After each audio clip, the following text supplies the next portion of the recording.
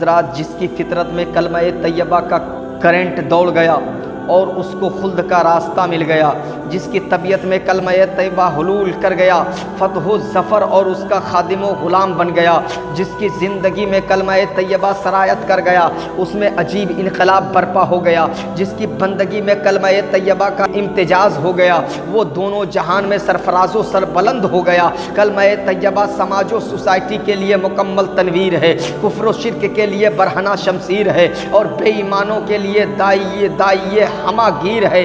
چنانچہ مکہ کی سرزمین پر حضرت عمر رضی اللہ تعالی عنہ، جو مکہ کے عوام و خاص میں ذہانت و فطانت، فرانت، شجاعت و لیاقت، صباحت و صلاحیت کی وجہ سے امتیازی مقام رکھتے تھے، اور دور جاہلیت میں اسلام کے بڑے سرگرم اور کٹر دشمن تھے۔ قرآن و تعلیم قرآن اور صاحب قرآن کی سخت مخالفت تھے، اسلام کی تحریک و تبلیغ بند کرنے کے لیے پیش رہا کرتے تھے، کلمہ طیبہ لا الہ الا اللہ کو مٹانے کے لیے جان و مال کی قربانی پیش کرنے کے لیے ہمہ وقت تیار رہا کرتے تھے۔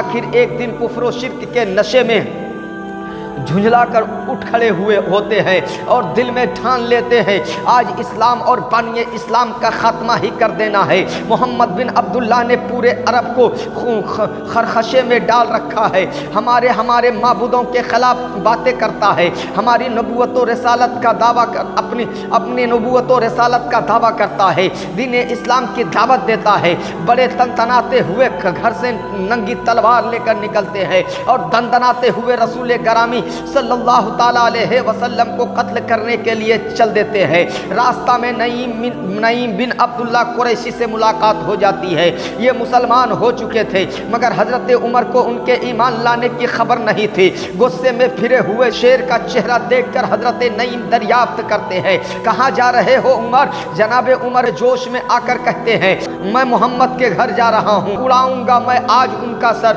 نعیم ابن عبداللہ جواب دیتے ہیں، جس کی نقاشی شاعر اس طرح سے کی ہے، چلے جو قتل کو عمر کہا کسی نے روک کر، چلے جو قتل کو عمر کہا کسی نے روک کر، کہاں چلے ہو اور کدھر مجاز کیوں ہے عرش پر، ذرا بہن کی لو خبر فدا ہے وہ رسول پر، وہ کہہ رہی ہے ہر گھڑی نبی نبی نبی نبی۔ اے عمر پہلے اپنے گھر کی خبر لو، تمہاری بہن فاطمہ اور تمہارے بہنوئی سعید بن زید دونوں مسلمان ہو چکے ہیں، اسلام کا کلمہ پڑھ چکے ہیں، بانی اسلام کے غلام ہو چکے ہیں۔ اس جواب سے آگ پر اور پٹرول چھڑکنے کا کام کر دیا، تیور اور چڑھ گئے، فوراً پلٹتے ہیں، بہن کے گھر پہنچتے ہیں، گھر کے اندر چند مسلمان چھپ کر قرآن پڑھ رہے تھے، آہٹ پا کر پڑھنا موقوف کر دیا، قرآن کے اوراق چھپا دیے، سب لوگ ادھر ادھر چھپ گئے۔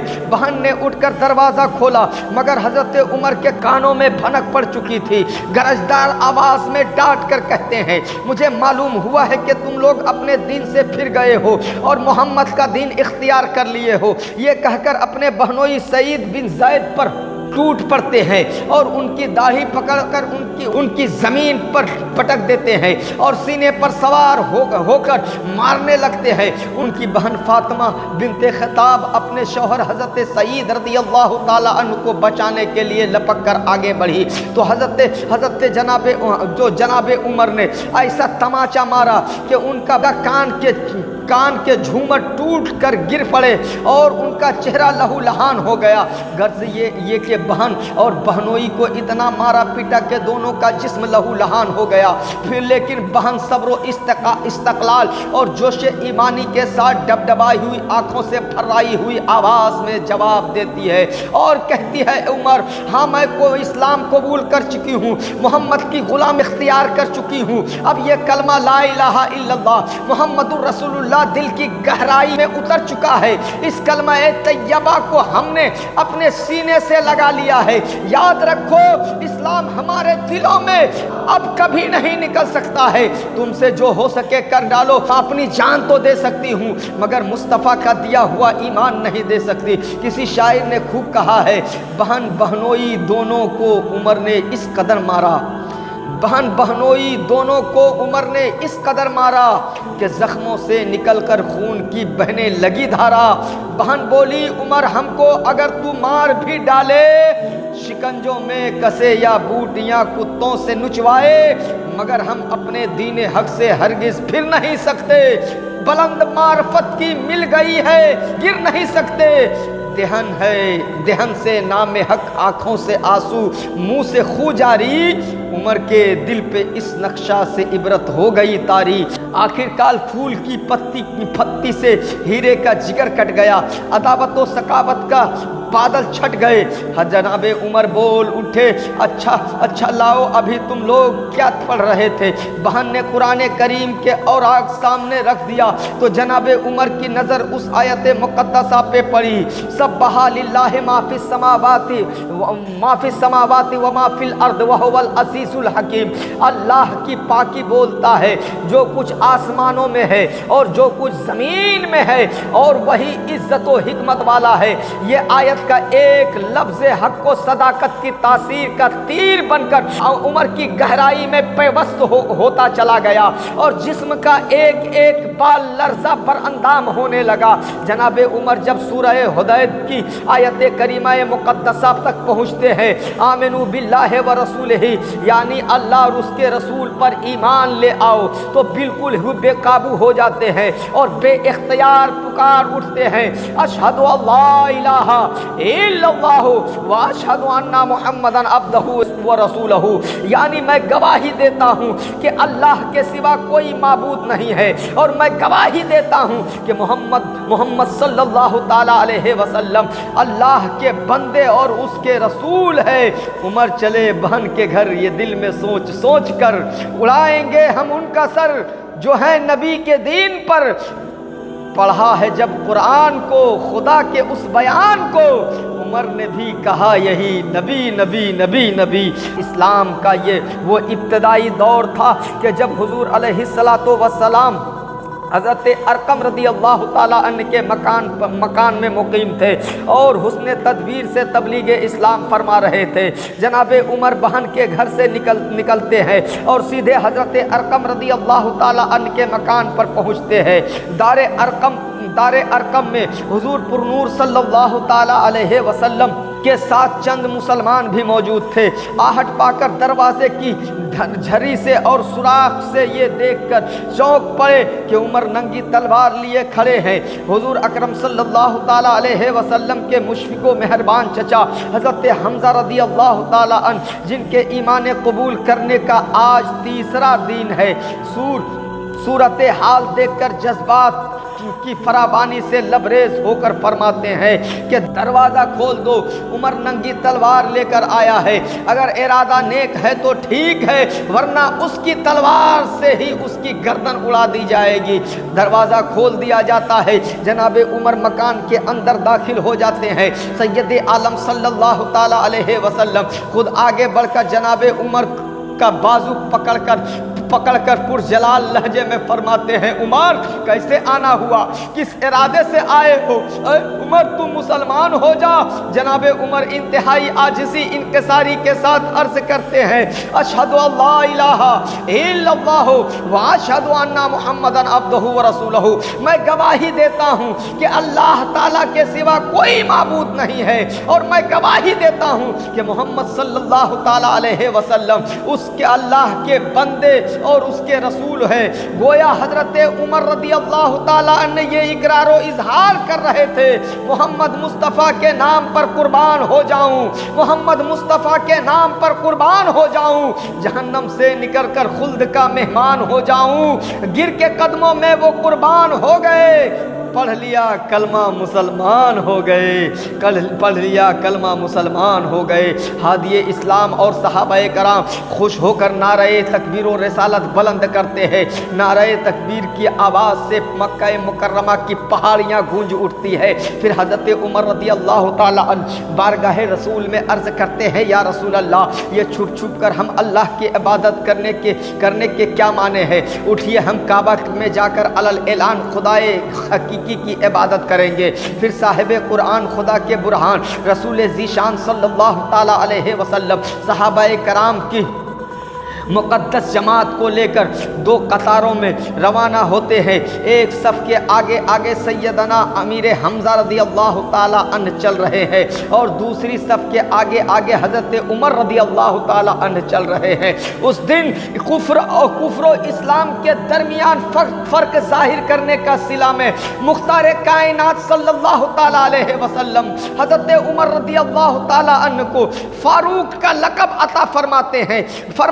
गर्ज ये कि मुसलमानों को ये मुख्तसर सा नूरानी काफिला मस्जिद हराम में दाखिल हो जाता है और माबूद हकीकी के मुक़द्दस व मुबारक घर बैतुल्लाह शरीफ में सारे मुसलमान अपनी अपनी पेशानियों को झुका देते हैं। नमाज से फारिग होने के बाद हज़रत फारूक आज़म रदी अल्लाह ताला अन्हु हरम काबा में मुशरिकीन मक्का के सामने अपने ईमान व इस्लाम का ऐलान फरमा देते हैं। इतना सुनना था कि कुफ्फार मुशरिकीन हज़रत उमर रदी अल्लाह ताला अन्हु पर टूट पड़ते हैं। लड़ाई की नौबत आ जाती है, हाथापाई होने लगती है, एक हंगामा बर्पा हो जाता है। इतने में सैयदना उमर फारूक रदी अल्लाह ताला अन्हु का मामू अबू जहल वहां आ जाता है और सूरत हाल देखकर हतीम काबा में खड़े होकर अपनी आस्तीन से इशारा करके ये ऐलान कर देता है, मैंने अपने भांजे उमर को पनाह दी। अबू जहल का ये ऐलान सुनकर लोग हट जाते हैं। अमीरुल मोमिनीन खलीफतुल मुस्लिमीन सैयदना उमर फारूक रदी अल्लाह ताला अन्हु का बयान है कि इस्लाम लाने के बाद मैं हमेशा कुफ्फारों मुशरिकीन को मारता और उनकी मार खाता रहा, यहाँ तक कि अल्लाह रब्बुल इज्जत ने इस्लाम को गलबा अता फरमाया। हज़रत उमर फारूक चले थे नबी को कत्ल करने के लिए, कलमा-ए तैयबा को मिटाने के लिए, लेकिन कलमा-ए तैयबा ने उनके कुफ्र और शिर्क का जनाजा ही निकाल दिया और उनको अपना गर्विदा बना लिया।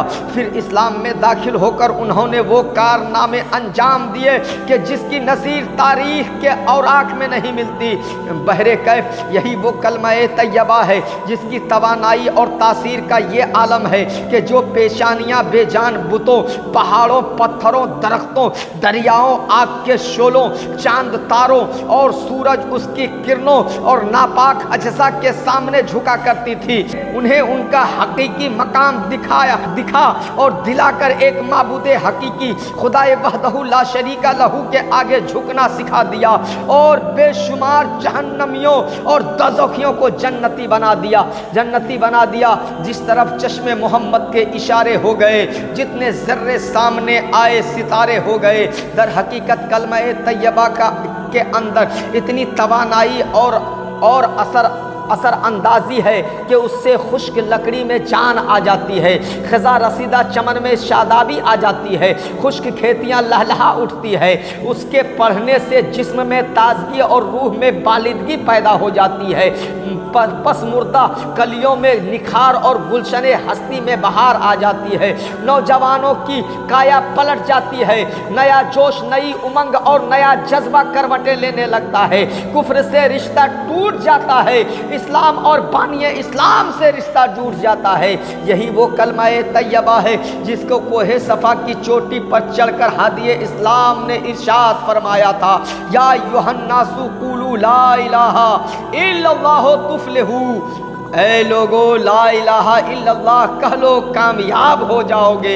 यानी खुदाए हकीकी की वहदानियत को मान लो, रसूल आज़म सल्लल्लाहु ताला अलैहि वसल्लम की रसालत को मान लो, सिद्क दिल से कलमा-ए तैयबा पढ़कर मुसलमान हो जाओ, माबूद हकीकी बारगाह में सरबा सुजूद हो जाओ, दुनिया में कामयाबियों से हमकनार हो जाओगे और आखिरत में भी खुलूद फिन्नार से बचकर अब्दी आसाइशो आराम के लायक हो जाओगे। हदीस रसूल में कलमा-ए तैयबा ला इलाहा इल्लल्लाह मुहम्मदुर रसूलुल्लाह को तमाम अस्कार से अफजल बताया गया है। बज़ाहिर कलमा-ए तैयबा बहुत ही हल्का फुल्का मालूम होता है और पढ़ने में भी बहुत आसान है, मगर अपने मानी के एतबार से निहायत वसी और जामे और दुनिया की तमाम चीज़ों से वज़नी और ताकतवर है। कलमा-ए तैयबा रूहानी और जिस्मानी बीमारियों का इलाज है। कलमा-ए तैयबा गुनाहों का कफ़ारा है। कलमा-ए तैयबा कामयाबी और कामरानी की कुंजी है। कलमा-ए तैयबा पुरनिजासत व बख्शिश का दारो मदार है। कलमा तैयबा ही वो ज़ीशान दरख्त है जिसका फल मोमिन दुनिया और आखिरत और कब्र व हश्र में खाता है। ये थी कलमा तैयबा की फजीलत। आइए उसकी इस नशिस्त से ये अहद करके कलमा तैयबा ला इलाहा इल्लल्लाह को अपने सीने से लगाए रखे और इस मुक़द्दस व मुबारक कलमा को, कलमे के तकाज़ों को पूरा करेंगे। अल्लाह तबारक व तआला की बारगाह में दुआ है कि हमें नज़ा के वक्त कलमा तैयबा ला इलाहा इल्लल्लाह मुहम्मदुर रसूलुल्लाह के साथ खात्मा बिल खैर नसीब अता फरमाए। दुनिया में भी उसकी बरकतों से हमें माला माल फरमाए। हालत नज़ा में भी ये कलमा तैयबा ज़बान पर जारी रहे और मरने के बाद भी, कब्र में भी, हश्र में भी, हर जगह उनका फैज़ान अल्लाह ताला अता फरमाए। आमीन सुम्मा आमीन बजाए सैयदुल मुरसलीन।